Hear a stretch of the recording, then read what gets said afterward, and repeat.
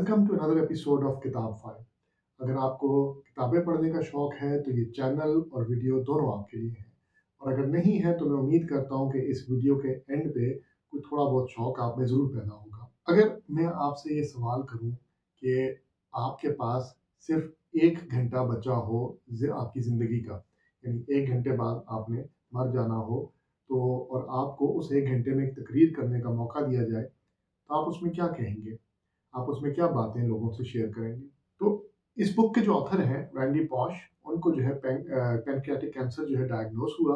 उनके पास बहुत कम वक़्त रह गया था, 6 महीने से डेढ़ साल का। इन्होंने अपना इलाज ज़रूर करवाया लेकिन चांसेस जो हैं वो ज़िंदा रहने के बहुत कम थे। तो इन्होंने अपनी यूनिवर्सिटी जहाँ ये पढ़ा रहे थे कार्नेगी मेलॉन, उसमें एक दरख्वास्त की और वहाँ पे फिर इन्होंने एक लेक्चर किया, तकरीबन डेढ़ घंटे का इनका लेक्चर है। और फिर वो इतना वायरल हुआ, इतना मशहूर हुआ कि इनको ओपरा विन्फ्रे जो है उन्होंने अपने शो पे बुलाया। वहाँ पे उन्होंने एक छोटा वर्ज़न जो है इस लेक्चर का दिया जो कि मज़ीद जो है फ़ेमस हुआ। और उसके बाद फिर इन्होंने उस लेक्चर पे बेस्ड जो है एक किताब लिखी। दोनों लेक्चर्स यूट्यूब पे मौजूद है, डिस्क्रिप्शन में आपको में जो है उसमें लिंक्स मिल जाएँगे। तो लेकिन बहरहाल जो लेक्चर्स हैं वो बहुत ज़्यादा मशहूर हुए, फिर ये किताब लिखी गई। और बेसिकली ये कहते हैं कि ये किताब जो है इन्होंने इसलिए लिखी है कि अब वो तमाम लेसन्स जो ये अपने बच्चों को देना चाहते थे, क्योंकि इनके बच्चे जो हैं वो बहुत छोटे थे उस वक़्त। तो वो कहते हैं उस तमाम तर लेसन्स जो हैं वो इस बुक में मौजूद हैं। और जो मेरा अपना चैनल है ये यूट्यूब का, इसकी भी जो इंस्पिरेशन है वो समवॉट इस किताब से आई है। किताब में वो खुद जो है वो एक बड़ा अच्छा कोट लिखते हैं और मुझे वो कोट बहुत पसंद है, वही मैं आपके सामने रखूँगा अभी। वो कहते हैं कि जी, नन ऑफ दिस, यानी ये लेक्चर और ये books, is a replacement for a living parent, but engineering is not about perfect solutions. It's about doing the best you can with limited resources.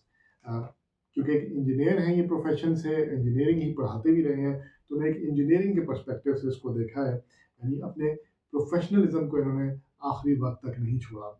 और ये एक बड़ा इंटरेस्टिंग लेसन है in itself कि एक आप ज़िंदगी में तो आप प्रोफेशनल हैं ही हैं, लेकिन आप अपनी मौत को भी जो है एक अपने प्रोफेशन से रिलेट कर रहे हैं।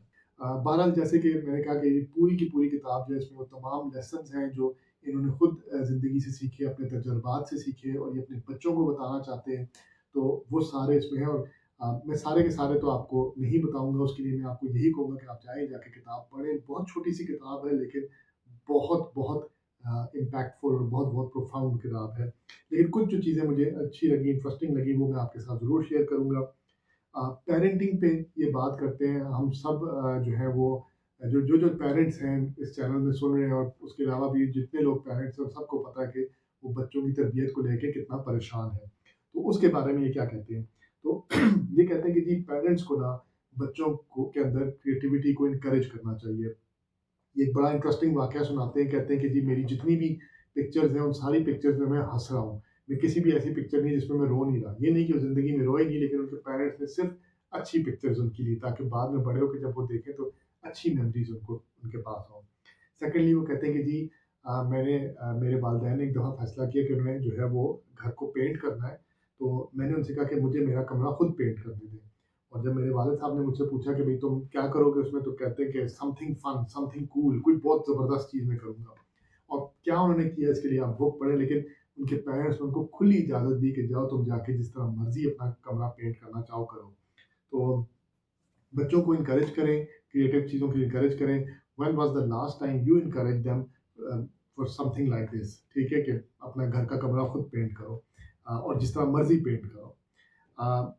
एक और लेसन वो देते हैं, वो कहते हैं कि जी, आप एक स्ट्रॉन्ग पेरेंट्स बने। स्ट्रॉन्ग पेरेंट्स से मुराद है, वो कहते हैं कि जी, जो फादर्स हैं, जो वालिदैन हैं, जो बाप है, उसको एक अच्छी एडवाइस देनी चाहिए। और जो माँ है उनको आपके अंदर जो कह लें कि एक आपके अंदर जो जो गरूर है या आपके अंदर जो एक कह लें शोखी आ जाती है, उसको जो है ना चेक में रखना चाहिए। और मैं जब ये चीज़ पढ़ रहा था तो मुझे इमाम मालिक की स्टोरी याद आई कि इमाम मालिक जो हैं वो जब बचपन में छोटे थे तो उनको ना गाने गाने का शौक था। उनका बहुत दिल था कि वो एक अच्छे गाने गाने वाले बने, गली-गली जाएँ और गाना गाएँ। तो वालिद साहब तो उनके स्ट्रिक्ट थे और उनसे डरते भी थे। तो एक दिन उन्होंने डरते-डरते अपनी वालिदा से कहा कि अम्मी, मैं जो है ना मैं पढ़ना लिखना नहीं चाहता ज़्यादा, मैं जो है ना गाने गाना चाहता हूँ। अब अगर आपके बच्चे आके करेंगे तो आप क्या कहेंगे? ज़ाहिर-सी बात है आप शायद डाँटे-डपटे उनको। लेकिन इमाम मालिक की जो वालिदा उन्होंने बड़ा ज़बरदस्त उनको बात कही ना कि बेटा अगर तुम करना चाहते हो तो बहुत अच्छी बात है, तुम ज़रूर इसको करो। लेकिन पता है क्या? तुम्हारी आवाज़ इतनी अच्छी नहीं है। तुम गाना गाने की कोशिश करोगे ना तो लोग तुम्हारा मज़ाक उड़ाएँगे। तुम वो काम क्यों नहीं करते जिसमें तुम बहुत अच्छे हो? और उसमें मेहनत करो, उसमें तुम बहुत आगे जाओगे। तो उन्होंने उनको ये मशवरा दिया और फिर इमाम मालिक की जो वैल्यू है वो हमारे सामने है। तो this is something very good कि उनकी वालिदा ने जो है ना वो एक अच्छी एडवाइस भी दी और उनका जो एक शौकीपना था, जो भी था वो उसको भी चेक में रखा।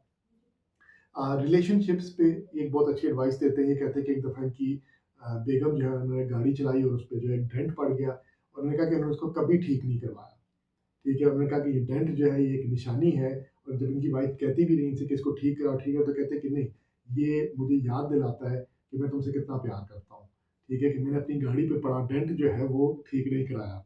तो I think this is something very good. वो इसको जो वो कहते हैं कि अपने अल्फाज में जो बुक में लिखते हो कहते हैं कि जी not everything needs to be fixed. और एक बड़ी मेरे ख्याल में एक अच्छी एडवाइस है कि हर चीज़ में परफेक्शन मत ढूँढें, स्पेशली आप अपने लाइफ पार्टनर में जो है बहुत ज़्यादा परफेक्शन मत ढूँढें। Accept people how they are. ठीक है? एजुकेशन को लेके क्योंकि ये एक एजुकेटर भी रहे हैं, एक टीचर भी रहे हैं, उससे रिलेटेड बहुत अच्छी ये एडवाइस देते हैं। और वो कहते हैं कि अक्सर जो एजुकेशन सिस्टम है उसमें वो कहते हैं कि अगर मैं कोई एक चीज़ पिन पॉइंट करूँ कि ये ठीक कर दिया जाए तो बहुत से मसले हल होंगे। वो ये कहते हैं कि फीडबैक नहीं है। बहुत से स्टूडेंट्स को जो है फीडबैक चाहिए होता है, एक अच्छी एडवाइस चाहिए होती है, लेकिन वो उनको नहीं मिलती। तो एडवाइस जो है या ज़्यादा फीडबैक जो है टीचर्स को देनी चाहिए स्टूडेंट्स को। एक बड़ा इसको इस तरह एक्सप्रेस करते हुए कहते हैं कि जी the best gift an educator can give is to get somebody to be self reflective. कि आप जो बेस्ट चीज़ आप किसी स्टूडेंट में पैदा कर सकते हो ये कि वो खुद की जो है ना एक रिफ्लेक्शन करें, खुद पे अपने आप का एक जायज़ा लें, बार-बार लें और देखें कि वो किस तरह यानी ये खुद को एक फीडबैक देने का एक अमल जो है वो करें। और इसके अलावा वो ये कहते हैं कि जी आप हार्ड वर्क करें, शॉर्टकट नाम की लाइफ में कोई चीज़ नहीं है। सेल्फ डेवलपमेंट हम में से बहुत सारे लोग सेल्फ डेवलपमेंट की तरफ जाते हैं कि और अक्सर ये सोचते हैं कि ऐसा कर लेंगे तो हम अमीर हो जाएँगे, ऐसा कर लेंगे तो हम आगे निकल जाएँगे। और इसमें वो इसके बारे में भी वो कुछ बड़ी अच्छी इंटरेस्टिंग पॉइंट्स कहते हैं। मसलन वो कहते हैं कि जी luck is where preparation meets opportunity. कि जो खुशकिस्मती है वो है कि जहाँ आपकी तैयारी जो है वो एक मौके को जो है वो मिलती हैं आपस में। और थोड़ा बहुत इसको पढ़ के ना मुझे जो हमारा इस्लाम में एक तवक्कुल का कॉन्सेप्ट है वो इससे मिलता-जुलती ब बात है।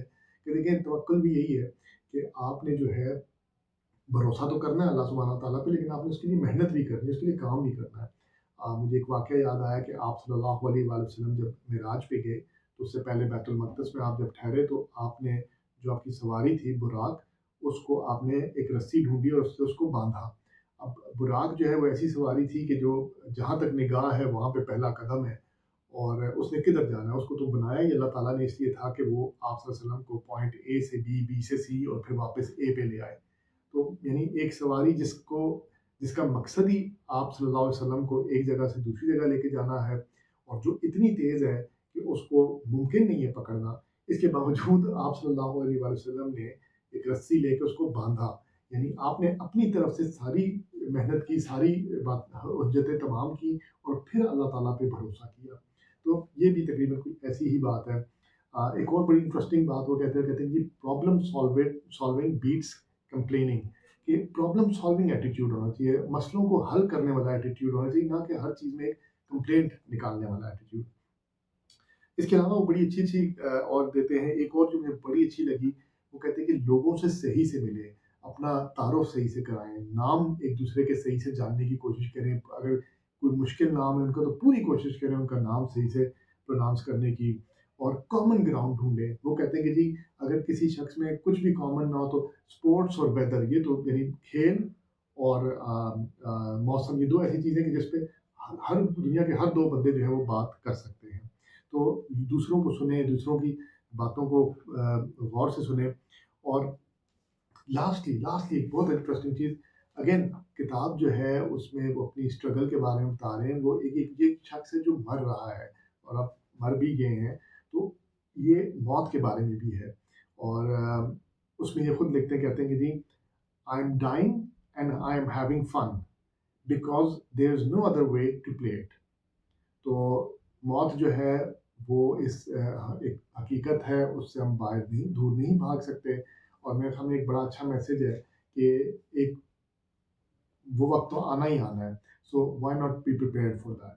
तो ये एक है किताब, बड़ी इंटरेस्टिंग किताब है, मैं आप सबको रिकमेंड करूंगा, इसको ज़रूर पढ़ें। कमेंट्स में मुझे बताएं कि आपको इस बुक में क्या अच्छा लगा, और लाइक करें, शेयर करें, सब्सक्राइब करें, और चैनल को देखते रहें। Thank you very much.